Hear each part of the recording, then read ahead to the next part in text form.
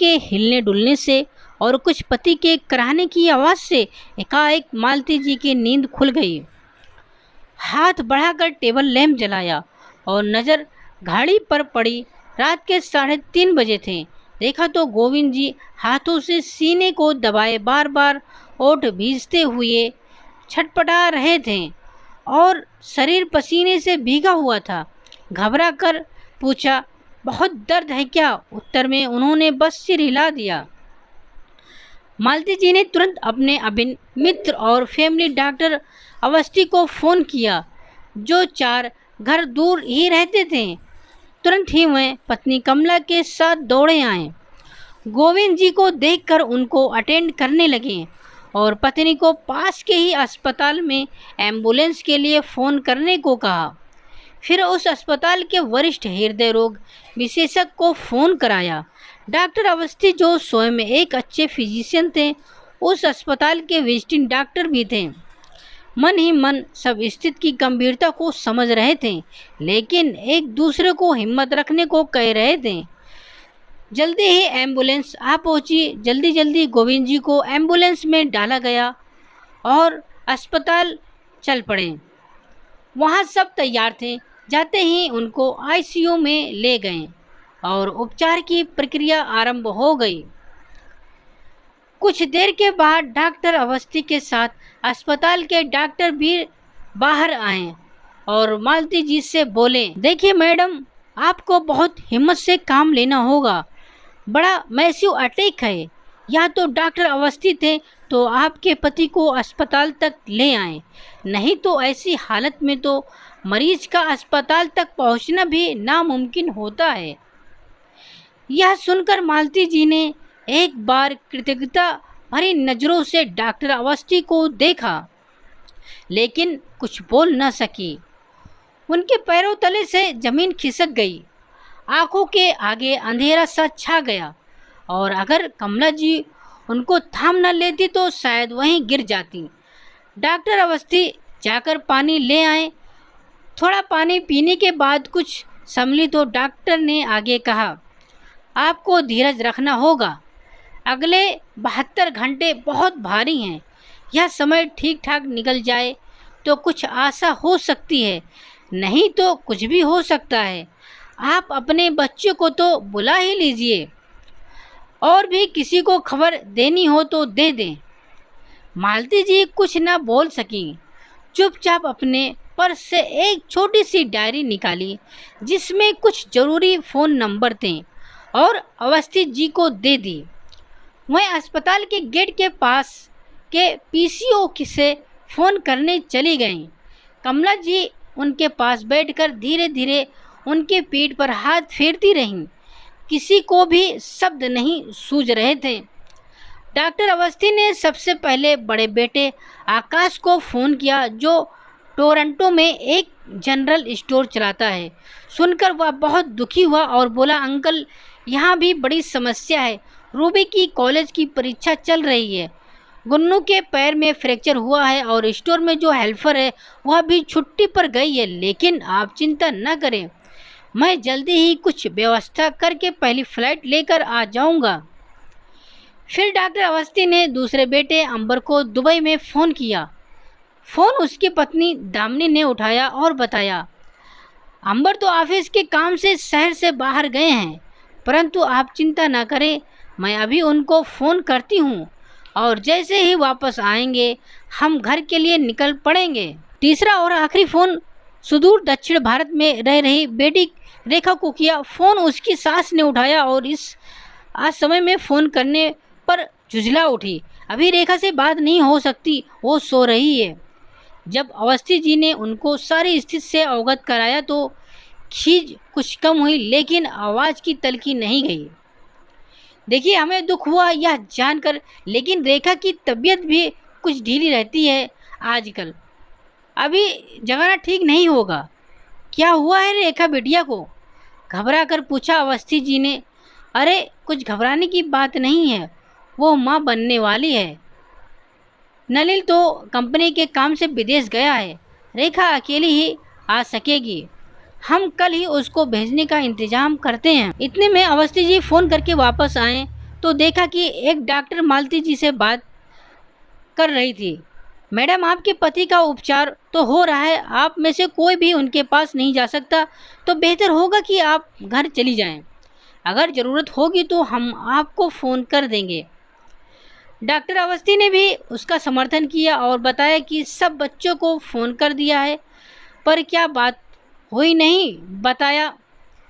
ICU के दरवाजे में लगे कांच से एक बार गोविंद जी को देखकर सब घर की ओर चल पड़े।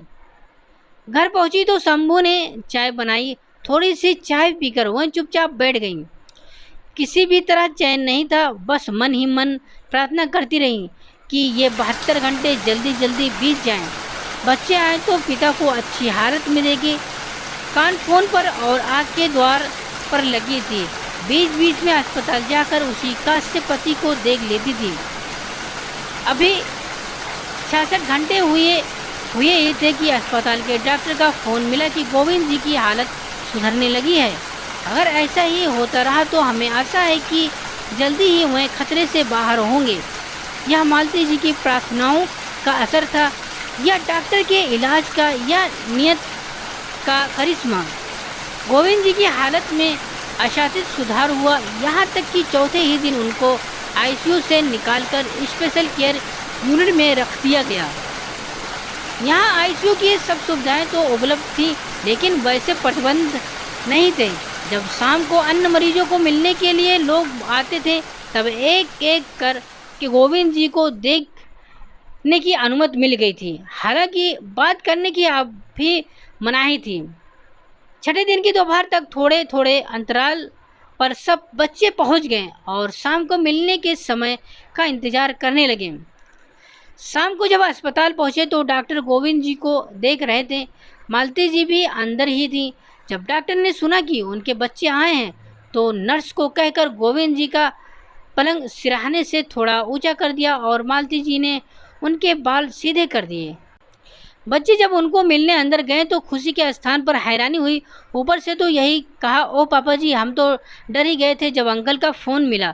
घबरा रहे थे कि आपको किस हाल में देखेंगे, लेकिन आप तो इस तरह देखकर बहुत ही खुशी और तसल्ली हो रही है। लेकिन माता पिता दोनों ने ही देख और समझ लिया कि उनकी आंखें उनके शब्दों का साथ नहीं दे रही।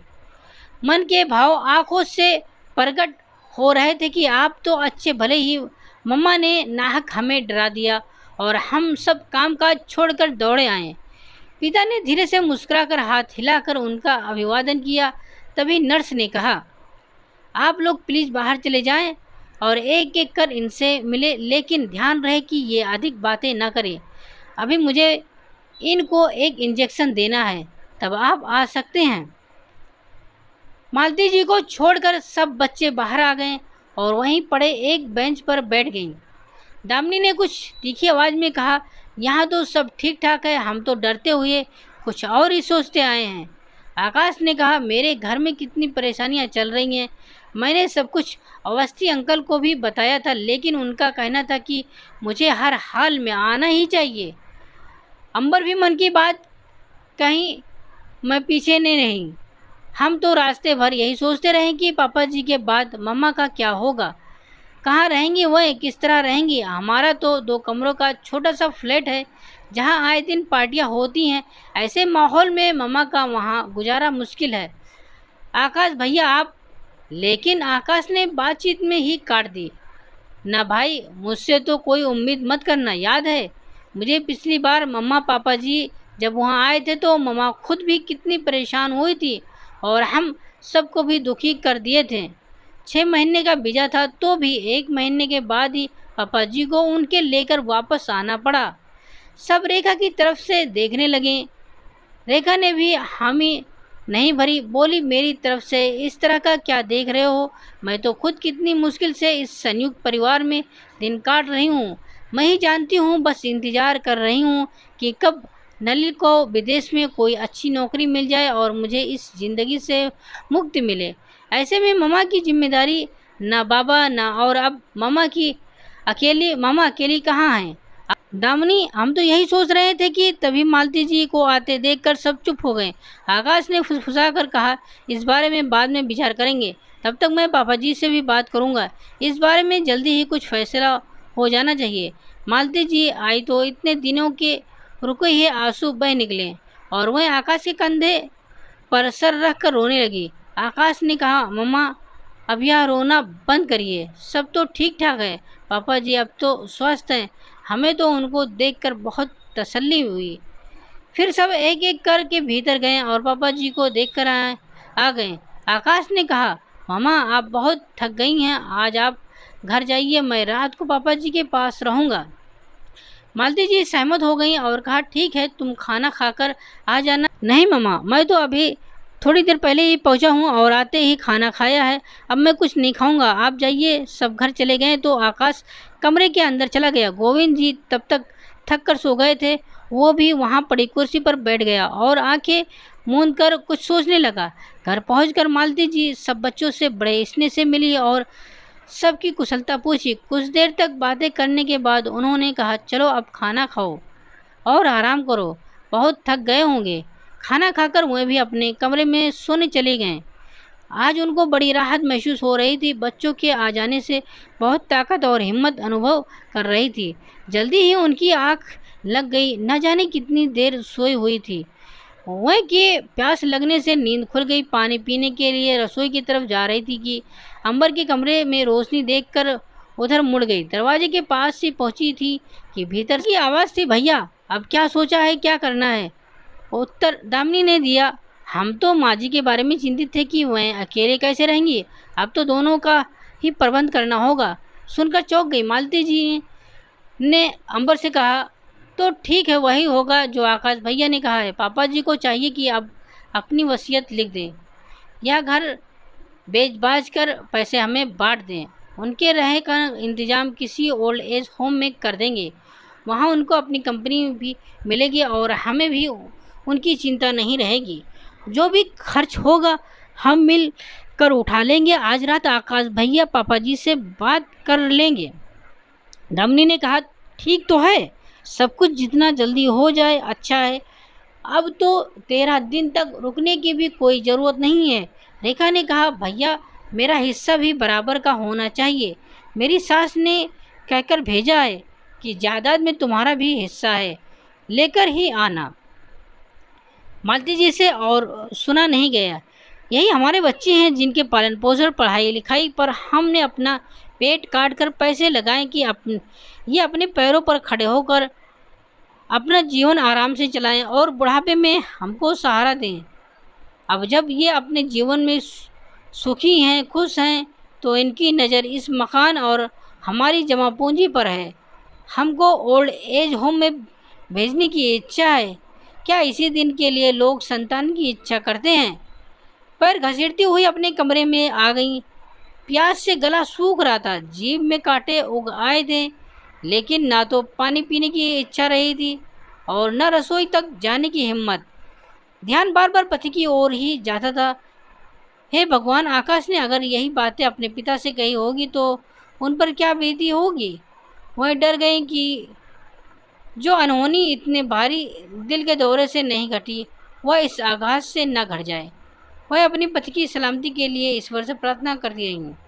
रात कैसे बैठे बैठे ही बीत गई पता नहीं चला। सुबह हुई तो नहा धोकर पूजा की। आज तो पूजा में भी मन नहीं लग रहा था। बस पति को सकुशल देखने की कामना और प्रार्थना करती हुई अस्पताल की ओर चल पड़ी। जाकर देखा सामने पड़े स्टूल पर पैर फैलाए आकाश सो रहा था। गोविंद जी की आंखें खुली थी, वह वीरान सी आंखों से छत की तरफ टकटकी लगाए देख रहे थे। घबरा गई वह यह देखकर, धीरे से उनको छुआ तो वह चौंक पड़े। क्या हुआ, इतनी जल्दी जाग गए? जागा क्या, मुझे तो रात भर नींद ही नहीं आई। तो डॉक्टर से कोई नहीं मालती, उसका कोई असर नहीं होता। मालती जी समझ गए कि यहाँ भी बेटे ने डंक मार दिया है। चाय लाई हूँ, पियोगे? अपने लिए भी लाई हो ना, आओ एक साथ पीते हैं। मालती जी ने 2 कपों में चाय डाली और सहारा देकर पति को उठाया। दोनों चाय पी ही रहे थे कि आकाश भी उठ गया। अरे मामा, आप कब आई, पता ही नहीं लगा, अभी अभी आँख लगी थी। हाँ बेटा, मैं भी अभी आई हूँ। तुम्हारा कल इतना लंबा थका देने वाला सफ़र था। फिर मरीज के साथ रात भर जागना बहुत मुश्किल होता है। अब मैं आ गई हूँ, तुम घर जाकर आराम करो। चाय पियोगे? नहीं मामा, मैं घर जाकर फ्रेश होकर ही कुछ खाऊंगा पीऊंगा। मालती जी को लगा कि वह जल्दी ही घर जाना चाहता है ताकि अपने भाई बहन के साथ सारी बात बांट सके। वह जाने लगा तो गोविंद जी ने कहा, बेटा आकाश, बहुत बहुत धन्यवाद, तुमने तो मेरी आंखें खोल दी है।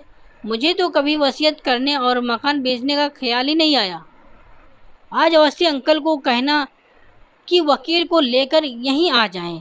तुम्हारी सलाह मानकर मैं आज ही अपनी वसीयत लिखवा दूंगा। जी पापा जी, कहकर वह तेजी से दरवाजे की तरफ मुड़ा। मालती जी को लगा कि वह जल्दी से जाकर अपनी उपलब्धि के बारे में सबको बताना चाहता है। इसके बाद कोई कुछ नहीं बोला, बस एक दूसरे का हाथ पकड़े बैठे रहे। स्पर्श से ही एक दूसरे से अपनी भावनाएं बांटते रहे। दोपहर को जब अवस्थी जी वकील साहब के साथ आए तो गोविंद जी से बोले, यह तुम क्या कर रहे हो? अभी तो जरा अच्छे हुए हो, वसीयत लिखने की इतनी जल्दी क्या है? अभी तो बच्चे आए हैं, थोड़ा ठीक हो जाओ, घर चल कर लिखवा लेना। गोविंद जी ने कहा, जल्दी है भाई, मुझे जल्दी है, तुम मेरी जल्दी नहीं समझ सकोगी। किस्मत वाले हो जो तुम्हारी कोई संतान नहीं है। अवस्थी जी ने मालती जी को कुछ कहना चाहा तो उन्होंने भी इशारे से उनको रोककर इतना ही कहा, भाई साहब उनको मत रोकिए, जो भी करना चाहते हैं ठीक है, कर लेने दीजिए। अवस्थी जी भी चुप हो गए और गोविंद जी लिखवाने लगे। शाम के समय सारे बच्चे जब अस्पताल के कमरे में आए तो गोविंद जी पलंग की पीठ का सहारा लेकर बैठे थे। डॉक्टर अवस्थी, कमला जी, वकील साहब सभी को मौजूद देखकर चारों बच्चे अपनी खुशी छुपा नहीं सके कि यह सब इतनी आसानी से और इतनी जल्दी हो गया। गोविंद जी कुछ ऊंची आवाज़ में बोले, मैं अपने प्यारे बच्चों का बहुत आभारी हूँ जो मेरी बीमारी की खबर सुनकर अपने अपने घर और काम छोड़कर दौड़े आए हैं। अब मैं ठीक हूँ, इसलिए तुम सब वापस जा सकते हो। आकाश, कल रात मुझे बहुत अच्छी बात सुनाई जो अब तक मेरे दिमाग में नहीं आई थी। मुझे यह भी समझ आया कि यह केवल आकाश की नहीं, आप ही तो मेरे सभी बच्चों की इच्छा है। तो उनकी इस इच्छा और सलाह का मान रखते हुए आज मैंने अपनी वसीयत लिखवा दी है, जिस पर गवाह के रूप में मेरे मित्र डॉक्टर अवस्थी और अस्पताल में मेरी देखभाल कर रहे डॉक्टर गुप्ता ने हस्ताक्षर कर दिए हैं। वकील साहब, आप इनको मेरी वसीयत सुना दें और तीनों बच्चों को एक एक कॉपी दे दें। कुछ उत्तेजना के कारण और कुछ जोर से बोलने से वह थक गए थे और उनकी सांस फूलने लगी थी। डॉक्टर अवस्थी ने उनको लिटा दिया और मालती जी उनका माथा सहलाने लगी। वकील साहब वसीयत पढ़ने लगे। बच्चे सांस रोककर सुनने लगे। मैं गोविंद लाल गुप्ता, सुपुत्र श्री देवी दयाल गुप्ता, अपने पूरे होशो हवास में बिना किसी दबाव या प्रतिबंध के यह वसीयत लिख रहा हूँ। मेरी सारी धन संपत्ति मेरी स्वयं की अर्जित की हुई है। इस पर केवल मेरी पत्नी मालती गुप्ता का ही अधिकार है, जिन्होंने जीवन की इस लंबी यात्रा में सदा मेरा साथ निभाया है और प्रत्येक स्थिति में मेरी ताकत बनकर मुझे सहारा दिया है और संभाला है, और किसी का इस संपत्ति में कोई हिस्सा नहीं है। अपने तीनों बच्चों को उनका हिस्सा उनकी पढ़ाई लिखाई और शादियों में खर्च करके जेवर और घर बसाने के लिए जरूरी धन के रूप में मैं दे चुका हूँ। अब मुझे उनको कुछ भी नहीं देना रहा। यह मकान तो इसको मैंने और मेरी पत्नी ने बड़े अरमानों से बनाया था, ठीक उसी तरह जैसे कोई पक्षी एक एक दिन का चुन कर अपना घोंसला बनाता है। इस पर अभी मेरा और मेरे बाद मेरी पत्नी का ही अधिकार होगा, लेकिन यह घर कभी भी बेचा नहीं जाएगा। हम इसको एक ओल्ड एज होम बनाएंगे जिसमें वह वृद्ध रहेंगे जिनकी उनके बच्चों की ज़रूरत नहीं है या जिनको अपने पास रखने की उनको बच्चों की इच्छा ही नहीं है। ना तो उन बच्चों के पास अपने बूढ़े माता पिता के लिए कोई समय है, न जगह और न पैसा। पढ़ लेने के बाद वकील साहब ने एक एक कॉपी तीनों बच्चों को दे दी। अवस्थी जी, कमला जी और वकील साहब एक साथ कमरे से निकल गए। बच्चों के चेहरे का रंग उड़ गया। वह तो समझ ही नहीं पा रहे थे कि करें तो क्या करें और कहें तो क्या कहें। गोविंद जी उनकी तरफ पीठ फेर कर लेटे रहे और मालती जी उनके सिरहाने खड़ी थी। अंबर, आकाश और रेखा उनको कुछ कहने को उनकी तरफ बढ़े तो मालती जी ने कहा, बेटा आपको देर हो रही है, अब जाओ। हारे हुए जुआरी की तरह चारों अपने पैर घसीटते हुए बाहर निकल गए और चल पड़े उस मकान की ओर जिसे अभी अभी उनके पिता ने ओल्ड एज होम की संज्ञा दी है। दोस्तों, आशा करते हैं ये कहानी आप सबको सुन के अच्छी लगी होगी। अच्छी लगी तो हमारे चैनल को लाइक और सब्सक्राइब जरूर करें और बेल नोटिफिकेशन को ऑल कर दें ताकि अगली कहानी की वीडियो आप तक तुरंत पहुँचे। पूरी कहानी सुनने के लिए आप सबका बहुत बहुत धन्यवाद। तो मिलते हैं अगली कहानी में, तब तक के लिए बाय बाय।